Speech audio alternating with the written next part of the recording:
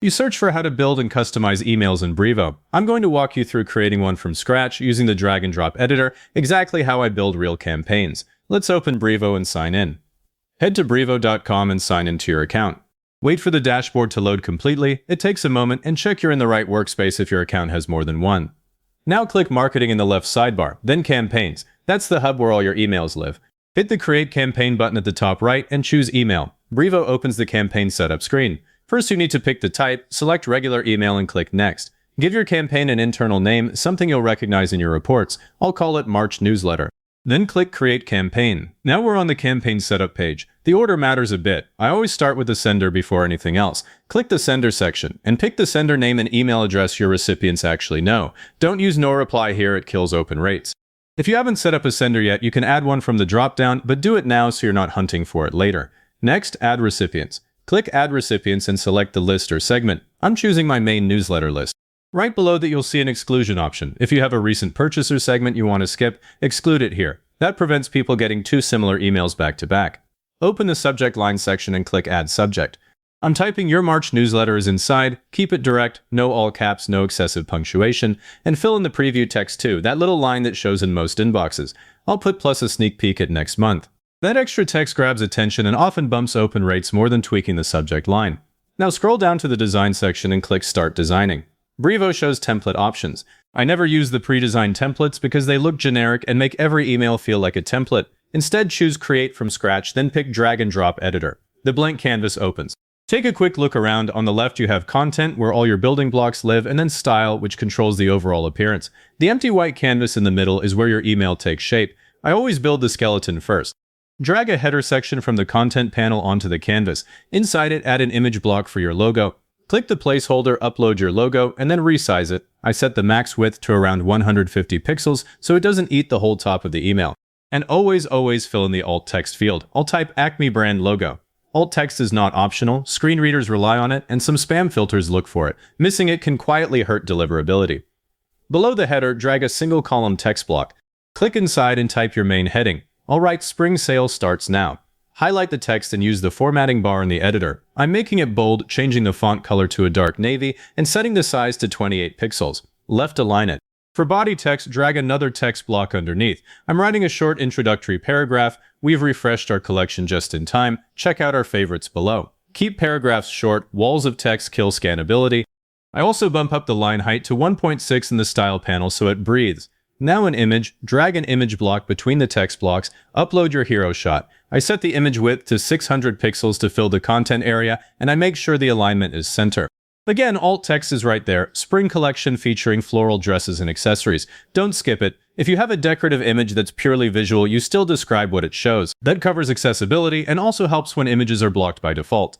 Next, the call to action button. Drag the button block below the image. I'll type the label Shop Now and paste the full URL. Now click the button to open its settings. This is where you stop looking like a default template. I changed the background color to a bright green that contrasts with the white background, text color to white, and set the border radius to 5 pixels, just slightly rounded. More important, under the width settings, choose full width and add top and bottom padding of 15 pixels. That makes the button easy to tap on a phone. A tiny button is a mistap is a misclick. I also dropped the font size to 16 pixels so it doesn't scream.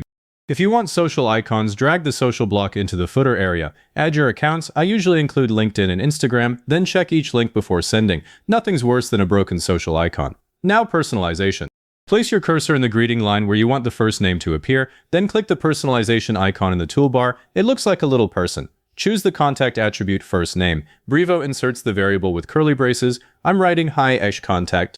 First name 2. Happy spring. That's it. But here's the trap. If a contact has no first name recorded, the email will literally show hi, a blank. To fix that, go to your contact attribute settings later and set a default fallback value like there.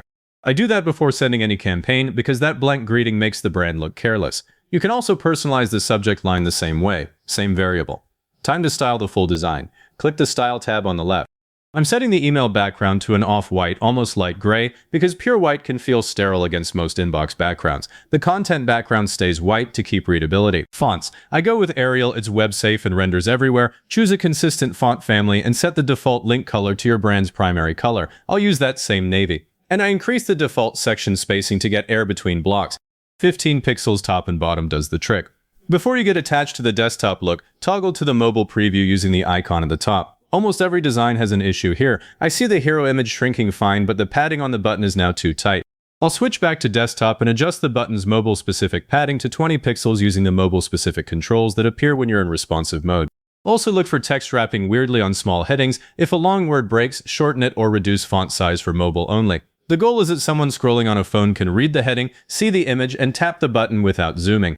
Once you're happy, click Preview and Test and send a test email to yourself. Open that test on your actual phone and on desktop. Don't trust the editor's live preview alone. Email clients like Outlook, add extra space below images, or ignore certain CSS.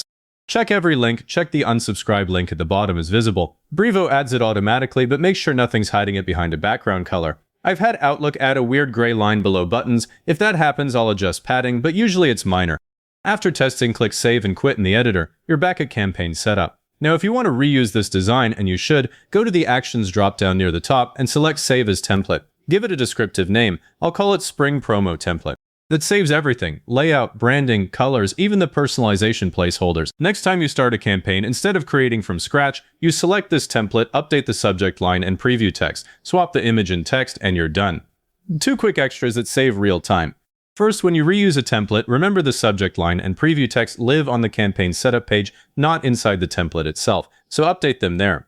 Second, if you later need to change your logo or brand colors across all saved templates, go to Marketing then Templates, find the template, click Edit, and make the change. That updates it for future campaigns without wrecking already sent ones. If this walkthrough helped you, hit like, subscribe for more Brevo tutorials, and leave a comment saying it was helpful. Comments are what push this to other people looking for the same thing.